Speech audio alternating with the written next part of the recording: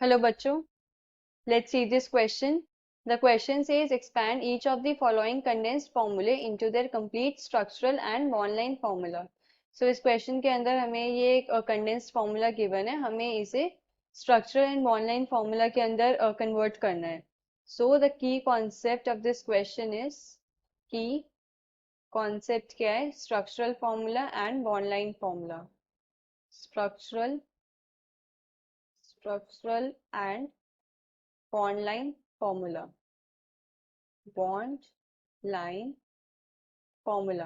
अब structural formula क्या होता है? स्ट्रक्चरल फॉर्मूला को हम ऐसे बोल सकते हैं कि ये ना डिस्प्ले करता है कि जो एटम्स हैं वो किस तरीके से अटैच्ड हैं मॉलिक्यूलर मतलब एक केमिकल कंपाउंड के अंदर जो एटम्स हैं वो किस तरीके से अटैच्ड हैं एक दूसरे से, किस तरीके से ऑर्गेनाइज्ड हैं, वो हमें स्ट्रक्चरल फॉर्मूला से पता लगता है.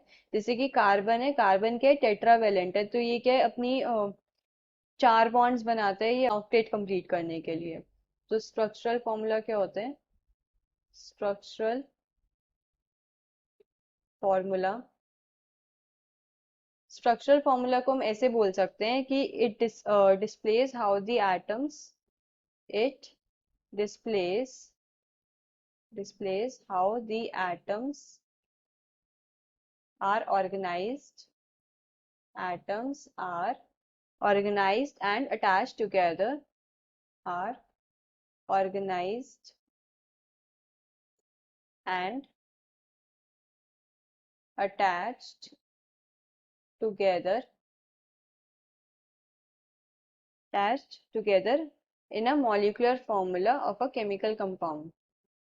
Molecular formula of a chemical compound.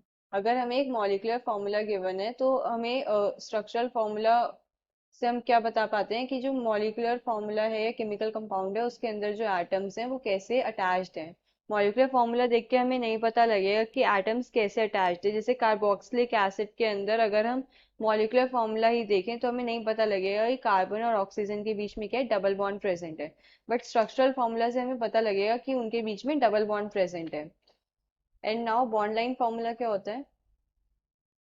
Bond line formula.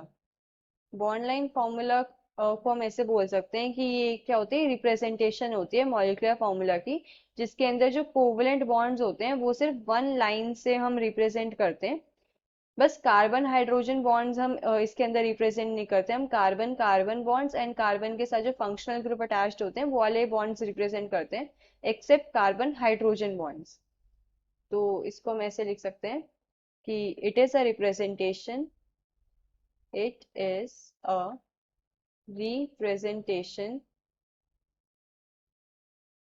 representation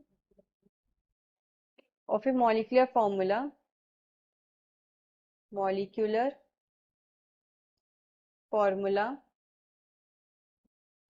in which all covalent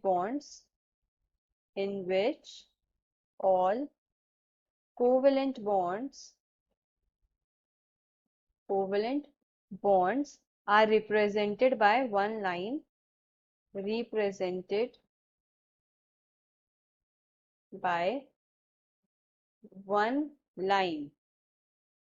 except the bond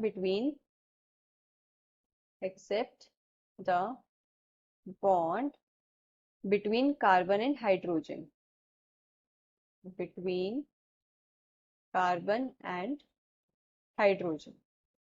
तो अब इसमें क्या है कि हमें ये कंपाउंड गिवन है HOCH2CH2NH2. कंडेंस्ड फॉर्मूला गिवन है हमें HOCH2CH2 एंड NH2. तो इसका हमें स्ट्रक्चरल फॉर्मूला बताना है एंड बॉन्ड लाइन फॉर्मूला बताना है.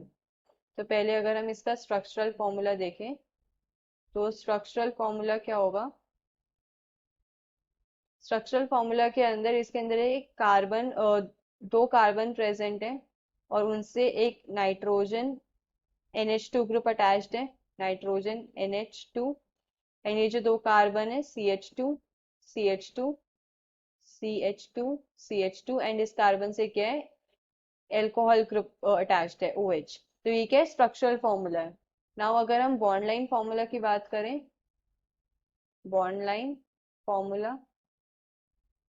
सो बॉन्ड लाइन फॉर्मूला क्या होगा इस कंपाउंड का?